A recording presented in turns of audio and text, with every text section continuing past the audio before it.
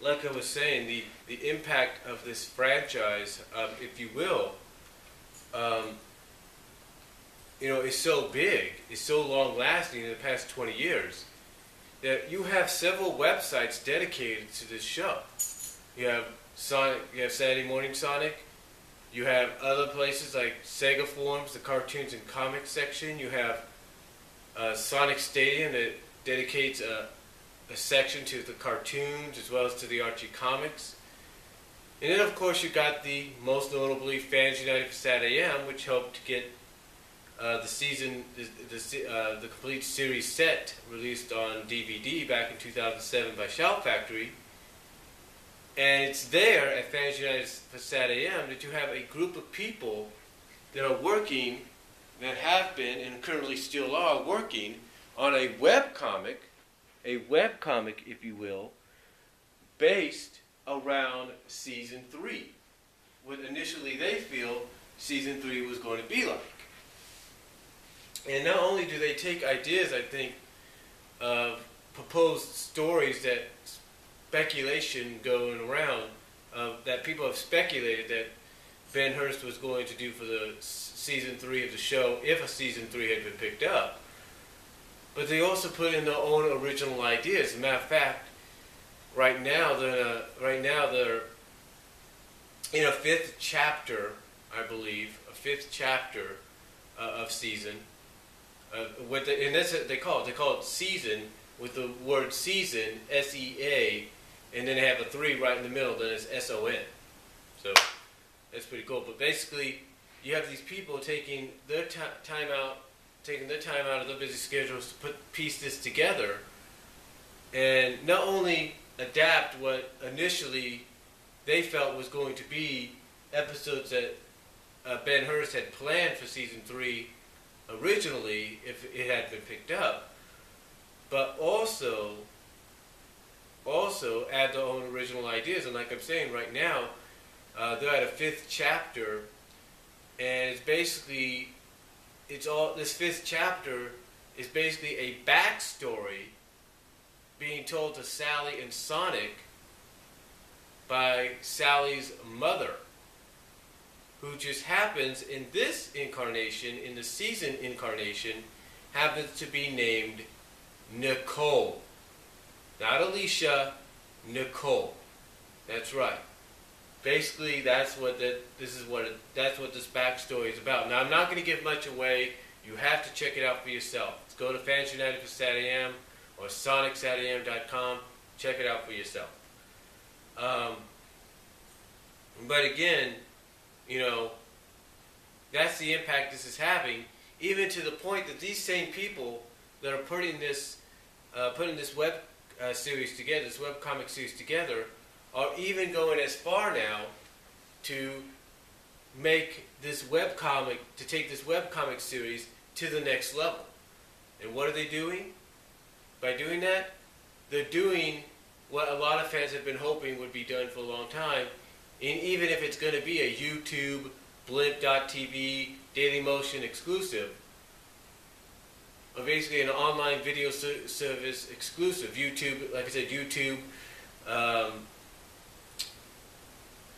initially a YouTube, Dailymotion, Blimp.tv exclusive. They're doing their damnedest to animate, to bring this Season 3 webcomic series into animated form. And they have gone to various conventions throughout the year so far.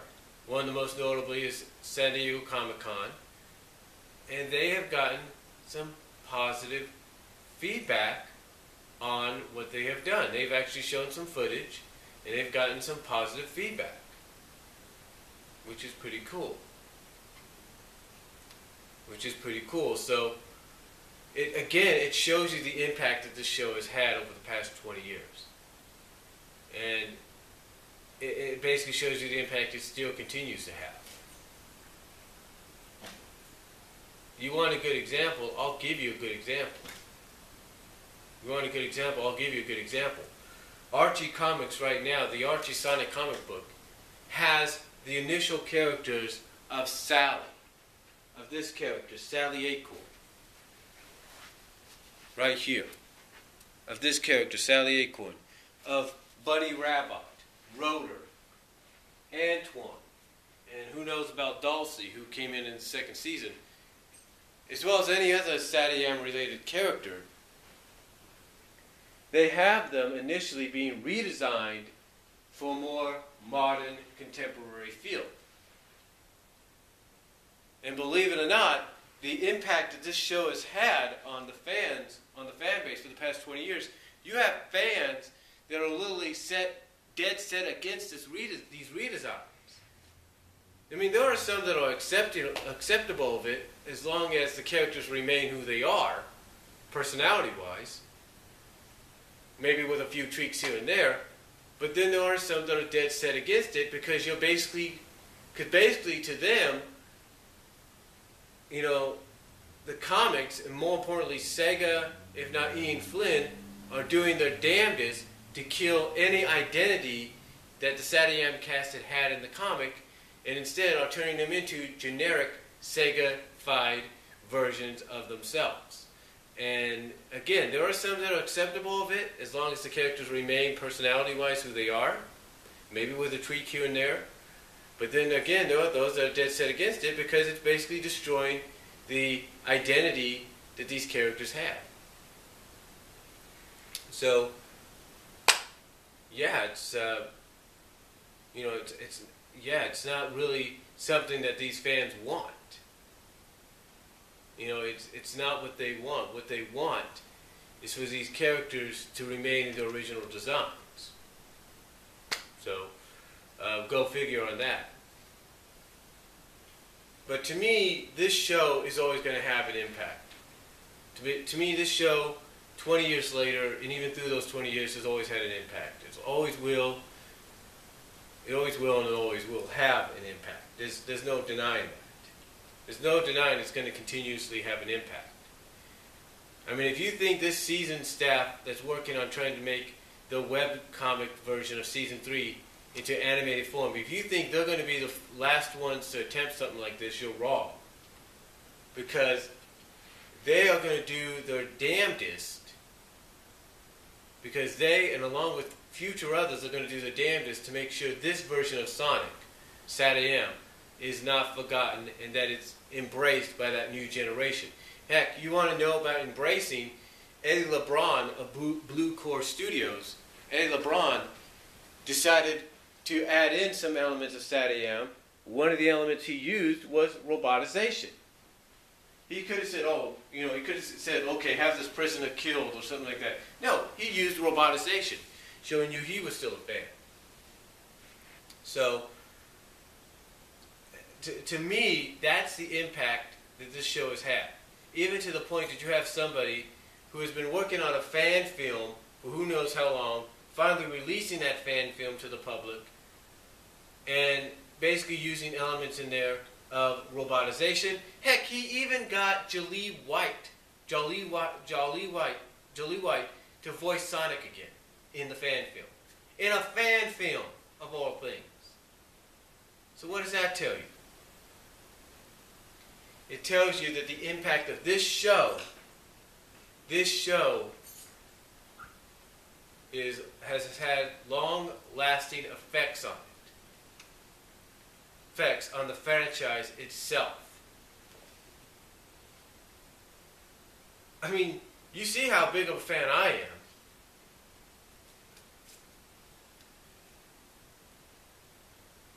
I mean, you want to know how big of an impact this show has had? In the 90s, in the mid to late 90s, there were several theme parks around the world in different countries called Sega World. One notable theme park was in Sydney, Australia. And it was in Sydney, Australia, where they had a stage show called Sonic Live. And the characters that starred in Sonic Live were Sonic, Tails, Eggman, Robotnik, if you will, and Sally. No Amy, Sally. Not Amy, Sally. And she had several merchandise items sold based on her. She had jeans sold based on her. She had cups, mugs, plushies of different sizes. You name it. Basically, with that Sydney Sonic Live stage show, it established her as a primary franchise player of the franchise, even if she wasn't in the games. But speaking of the games, Sonic Spinball, which was done by Sega of America and the Sega Technical Institute, had a bonus level in it to where the animals you freed from the pods were the SatAM characters. What does that tell you? I mean, heck, you even have fans modifying the classic Sonic 1 series on emulators with this character as the main character you play as. Again, this series in the past 20 years, SatAM, has had such a huge impact that fans are willing to go to huge lengths to make sure it's never forgotten, to make sure that the impact is long-lasting even to the end of time. That's how it is, and that's the truth. That's the truth. I mean, look at me. I would try to wake up every Saturday to watch Sonic. I would. When I heard, I'll be honest with you, when I heard the possibility that SatAM was going to come back to syndication a couple years ago, I had a DVD all set and ready to say, okay, Sonic, SatAM, even though I have the box set, I'm going to record you anyway. I was ready. Heck, I'll be honest with you on this. The cover for the box set, I downloaded it, put it onto a CD-ROM along with some other pictures, took it to the Walgreens here in town. This was before Walmart came about, or was opened. I took it to the Walgreens here in town. I got it printed into an 8x10, and I have that 8x10 framed, and as you probably have seen before in several places, I have that 8x10, in a frame, set atop of my stereo, where as soon as you walk in, you turn your head, there it is. It tells you the impact that this show has had on me as a fan. But, again, looking back on it in the past 20 years, it has had a huge impact, not just on me, but on a lot of people. And it still continues to be referenced, it still continues to influence. And the one goal that fans are hoping for is for someday these characters of SatAM, not just Sonic and Tails, but Sally, Rotor, Bunny, Antoine, maybe even Dulcie, to finally get it added into the games as playable characters. That's the main goal. That's the main goal. So, to me, in closing, I look back at these past 20 years. It's hard to believe it's been 20 years starting tomorrow. But I will say this. It's a 20 years that I would not trade for the world as far as being a Sonic fan. And I encourage any new Sonic fans out there, check this show out. Check it out. Watch the episodes. You can find the episodes here on YouTube. Check them out, and I guarantee you, you'll enjoy each and every one of them. You will. The only ones that I might say you want to avoid might be the 2 episodes of Season 2, which consist of 11-minute shorts. That's all. And those episodes are Fed Up with Antoine / Ghostbusted and Odd Couple / Rebecca. According to some people, you avoid those, it'll be like you're not skipping out on anything. If you want to. But I do urge and encourage newer fans to check this show out.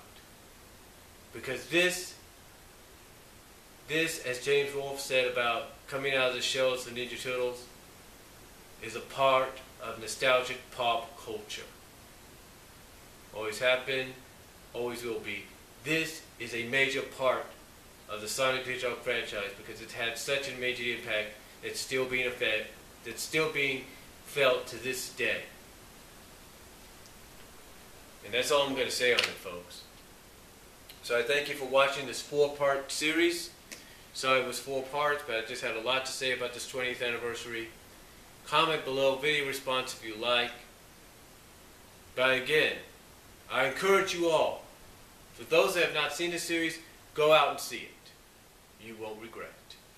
Till then, to quote Sonic, stay way past cool. God bless. Take care. Take your time in watching this, but it's something you will never, ever regret watching. If you haven't seen it, see it.